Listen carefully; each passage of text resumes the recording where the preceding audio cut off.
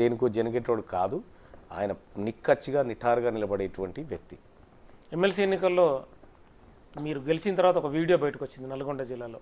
మీకు మంత్రి కోమటిరెడ్డి గ్యాప్ ఉంది, ఏదో పైసల పంపకాల్లో తేడా ఉంది, ఒక పోలీస్ స్టేషన్లో సెటిల్మెంట్ అనే ఒక ఇష్యూ. అది తప్పు. అది ఎవరికి అర్థం కాని విషయం ఏంటంటే ఇది పట్టభద్రుల ఎమ్మెల్సీ ఎన్నిక, బ్యాలెట్ ఓటింగ్.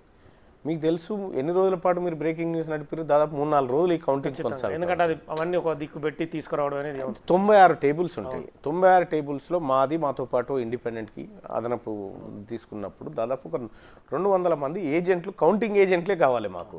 అది 3 షిఫ్టుల్లో అయితే దాదాపు 600 కావాలి. వాళ్ళకి రిలీవర్స్ 1000 మంది వ్యవస్థ.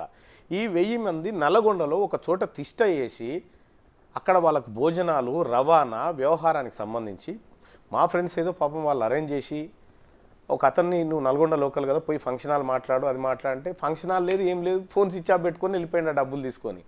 దాంతో వాళ్ళు పోలీస్ స్టేషన్ పోయి కంప్లైంట్ చేశారు. పోలీస్ స్టేషన్లో మాట్లాడితే, పోలీసుల ముందు విచారణ సమయంలో మాట్లాడితే సెటిల్మెంట్ ఎట్లయితుందండి? దరిద్రం కాకపోతే ఏది చర్చ కావాలి, ఏది కాకూడదంటే రాకేష్ రెడ్డి అకౌంట్కి 30 కోట్ల రూపాయలు బీఆర్ఎస్ పార్టీ నుంచి ట్రాన్స్ఫర్ అయింది, చర్చ కావాలి కదా.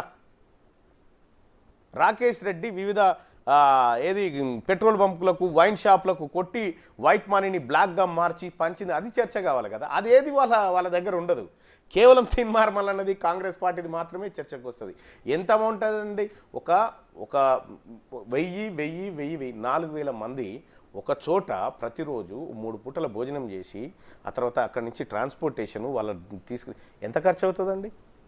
దానికోసం మా వాళ్ళు చేసుకున్నటువంటి కార్యక్రమం అండి. అది క్లియర్గా లేకపోతే పోలీస్ స్టేషన్ ఎందుకు పోతారండి? ఎవరైనా పోతారా? అట్లా డబ్బులు ఇవ్వకుంటే పోతారు, ఇంకేదన్నా. అదే కదా. ఇప్పుడు మీకు ఇవ్వకపోతే మీరైనా ఆడికే కదా పోవాల్సింది, ఆడికే పోయింది. సో ఇంకెక్కడన్నా ప్రైవేట్ చోట్ల కూర్చొని ఏదో సెటిల్మెంట్ అయ్యా ఇంకేదో చేస్తున్నారు కదా, బాధతో పోలీస్ స్టేషన్లో ఆ వీడియోని మేము రిలీజ్ చేసినామండి. అంటే మీ వీడియోలు వేరే రకంగా రాసి బయటకు సర్క్యులేట్ చేశారు. అవే ఎట్లా ఉంటుంది కాంగ్రెస్ పార్టీలో భవిష్యత్తు? దేనికోసం ఆశిస్తుండు మల్లన్న? సార్ నేను ఒకటైతే, కాంగ్రెస్ పార్టీ ఈ దేశానికి రాహుల్ గాంధీ ప్రధానమంత్రి కావాలి, మా డ్రీమ్ అది. గౌరవ ముఖ్యమంత్రి రేవంత్ రెడ్డి గారు చేస్తున్నటువంటి కార్యక్రమాలు 100% ప్రజలకు చేరే విధంగా, ప్రజల మెప్పు పొందే విధంగా, ఈ ప్రభుత్వం ప్రజల మన్ననలు పొందే విధంగా మా కార్యాచరణ ఉండాలని అనుకుంటా ఉన్నాం. ఖచ్చితంగా ముఖ్యమంత్రి గారు నిర్దేశించినటువంటి దిశలో మా అందరి అడుగులు పడతాయి. మేము ఆ రకంగా భవిష్యత్ కార్యాచరణ ఉంటుంది. అంతకంటే కానీ ఇంకా పర్సనల్ డ్రీమ్స్ అన్నీ లేకపోతే ఇంకోటి ఏమీ లేవు.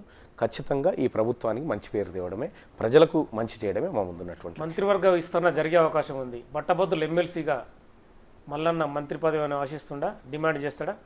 డిమాండ్ ఎందుకు చేస్తాం మేము? తన సహచార మంత్రిగా ఎవరు ఉండాలనేది గౌరవ ముఖ్యమంత్రి గారు రేవంత్ రెడ్డి గారు నిర్ణయం తీసుకుంటారు. సో నేను మంత్రి పదవి అంటే ఒక యువ నేతగా ఇప్పుడు ఒకటి ఏంటంటే, మా ముఖ్యమంత్రి గారు అవకాశం ఇస్తే చేయడానికి నేను సిద్ధంగా ఉన్నా. అవకాశం ఇవ్వకపోతే ఎందుకు ఇవ్వలేదు అనేది లేదు. నాకంటే మంచి క్యాండిడేట్స్ ఉన్నారు అనుకోవచ్చు, లేకపోతే ఇంకేమైనా సమీకరణాలు అనుకోవచ్చు. ఆయన తీసుకున్నటువంటి నిర్ణయం, ఇప్పుడు ఆయన దగ్గర నాకున్నటువంటి గౌరవం, నా దగ్గర ఆయనకున్నటువంటి గౌరవం